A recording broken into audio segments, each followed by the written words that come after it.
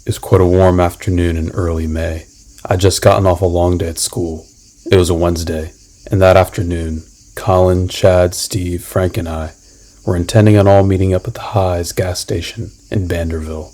Then, we'd carpool in Chad's Bovertible up to the nearby Audubon Sanctuary on Old Annapolis Road, just like a nature reserve. We were all pretty excited as the weather was beautiful.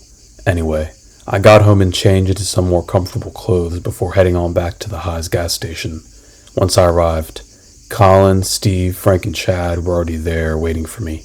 "What's good, man?" said Steve. "Yo, Steve, ready for the Audubon?" "Yeah, man, but first I had to get my snacks," Steve said. "That sounds like a great idea, Steve, bro. If we're going to the Audubon, or the Brodabon, it's like always good for the views, and plus some exercise, and some snacks will always be good for the doctor, the gains." Okay then, said Colin. We all headed inside the gas station and picked out what we wanted. I simply got an energy drink and nothing else. Colin got the same. Steve got a bag of dried crawfish to snack on. Chad got a tub of ice cream, along with a protein shake. I had no idea why he needed a whole-ass tub of ice cream. That shit was like 3 liters. And finally, Frank got a mysterious-looking bag of bugles in the new mystery flavor. "Frank, I would never trust any of those mystery flavors. They're very sketchy," I said. I don't know where Frank was going, but I really do not like those mystery flavors, as they could be anything, like frog legs, for example. Anyway, we paid and hopped back in Chad's Bovertible.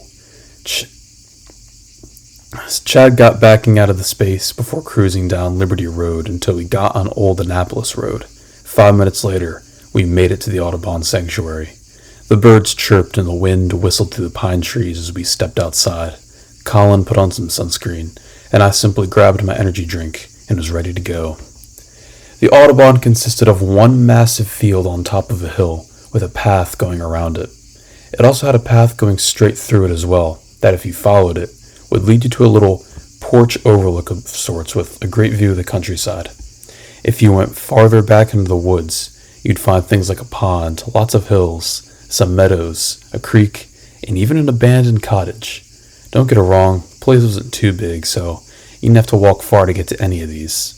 "Yeah, you guys want to head to the dock first?" said Colin. "Sure," I replied. "Kinda wanna go to the cottage," said Frank. "But man, why always be on some pussy shit? Let's go to the pond." "We'll go there, Steve. Let's go to the dock first, okay?" said Colin. We went on there and did just that. I decided to crack open my energy drink. However, there's a bit of a catch. I don't know how, but I felt something kind of mushy and weird flavored when I sipped my energy drink. Oh no, then I noticed Frank Warmings laughing frantically next to me. "Oh, Frank, did you tap my drink?" I said.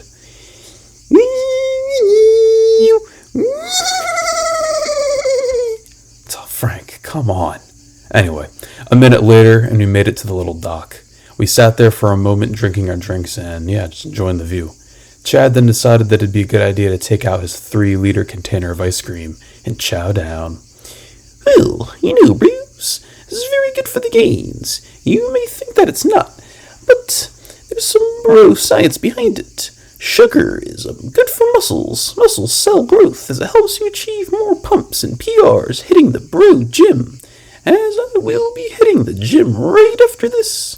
Secondly, ice cream comes from dairy, and my pops got a place in Wisconsin, not just Texas. And this top-of-the-line bro dairy is always good for muscle development in the gains," said Chad. I don't know, though. I looked back at the tub of ice cream that Chad had. It had over 40 grams of sugar per serving and less than 2 grams of protein. Not very good if you ask me, but I decided to keep my mouth shut. Anyway, we checked out the view for a few minutes longer before Steve's getting antsy. "Come on, man, we gotta go to that pond now, G. Let's go. I had no idea why Steve wanted to go to that pond so badly, but we went anyway. We started making our way down the hill and into the woods. There, we found a path that took us to the pond. The pond wasn't big, and it was the kind very nasty, like it had algae in it, lots of dead tree branches, along with frogs that you heard croaking along the edges. There was a little fishing shack / podium on the side of the pond where we could look out from. That was right then and there when we saw a figure standing under said podium. They were very chubby and were pear-shaped. They had a top hat with a chubby buzz cut. The top hat didn't really match the rest of their outfit, though. They wore a full and complete fisherman's outfit with big, chunky leather boots, chubby green denim pants with overalls, and a white button-up shirt. They held a fishing rod, but they weren't reeling in anything. Rather, no, they were just sitting there with a bobber. The figure stood stiller than a statue. That's how they were. Excuse me, sir? You good? I asked.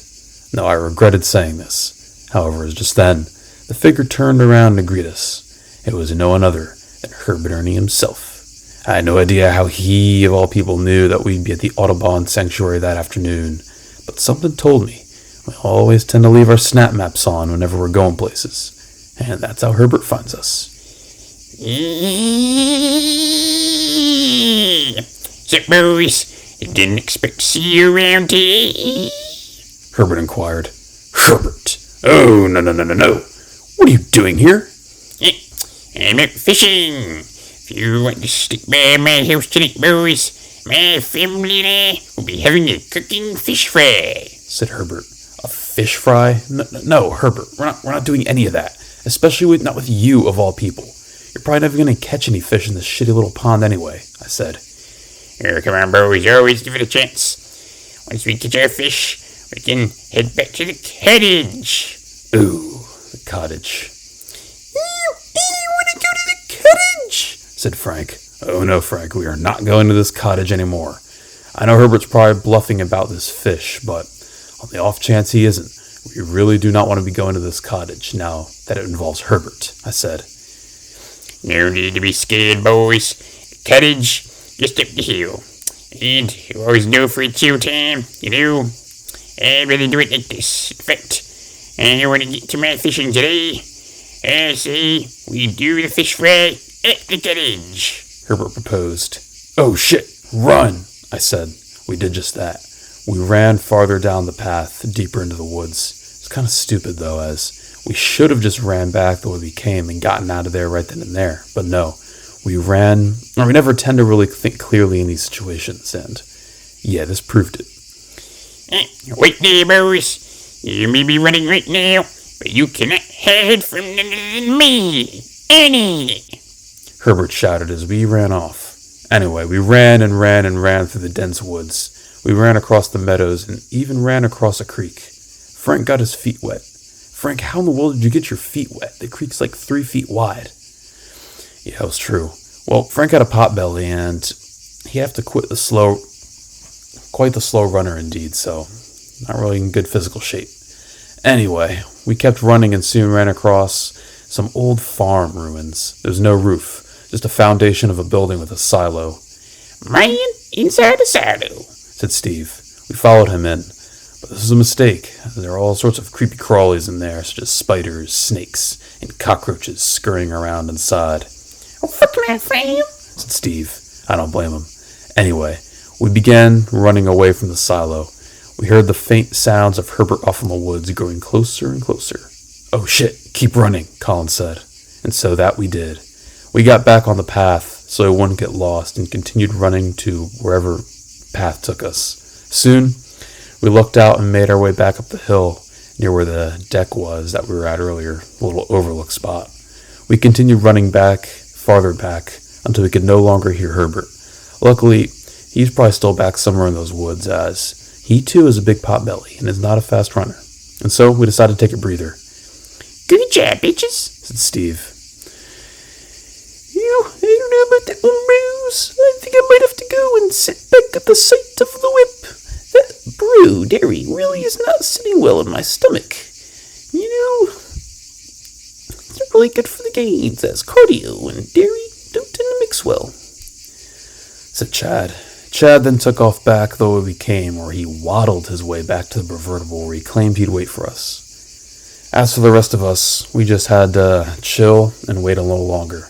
I don't know why, but I was able to run with my energy drink in hand without spilling it this entire time. Quite skilled, honestly. So we finished drinking those. What now, man? said Steve. Heavy question, Frank piped. Yeah, Frank, said Colin. Herbert's not here anymore. Can we go to the cottage, please? Frank, I really wouldn't be saying that. Herbert might not be around right now, but he could still be lurking somewhere in the Audubon. And we already know that cottage probably has something to do with him. Yuki, said Frank, sounding super disappointed. And he also began to tear up. I could tell that Frank really wanted to go to this cottage. So, okay, fine, Frank, we'll go to the fucking cottage. Let's go, I said. I know it's probably a bad idea, but I figured that Herbert was probably just bluffing about the cottage and all, He's probably still lost in those woods. He's not very good at navigation, knowing him. Anyway, 10 minutes later, we made our way down the path we were at, and soon found ourselves at the site of the cottage. We were immediately sketched out, as this cottage was very, very old, and is in a big grove of trees, so the sunlight couldn't even penetrate through. We walked into the little yard area and saw something weird and quite alarming that we didn't really take into consideration beforehand. Huge mistake. It was a little pool, like 5 foot by 5 foot wide, that only went like a foot deep. We checked it with a stick. Okay, this is weird.